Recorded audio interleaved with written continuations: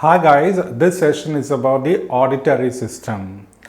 So we all know the ears, they are part of the special senses. Okay.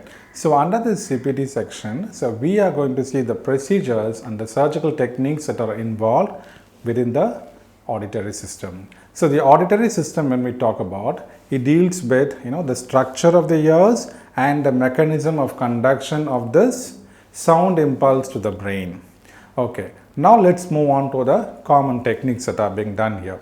So before that, we should have a fair understanding of the anatomy of the ear.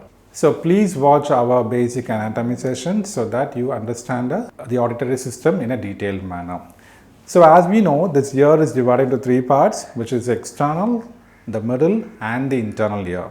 The external ear, we have the helix or the pinna, and we also have the external auditory canal. It also has a eardrum, which is also called as a tympanum.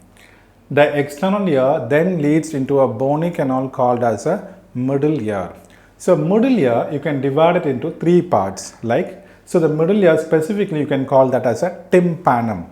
Tympanum is a middle ear cavity. This is divided into three parts: the upper, the middle and the lower. The upper part is epitympanum or the attic. So when we say attic, you can remember a house, we say as, especially when you see these olden houses, what happens is the uppermost floor, we call that as the attic, where it acts as a storehouse. Same way, the attic refers to the epitympanum. Epi means on, and the middle ear cavity proper is a mesotympanum, and beneath the mesotympanum is a hypertympanum, and this hypertympanum leads to the nasopharynx via a tube called as the auditory tube or the Eustachian tube.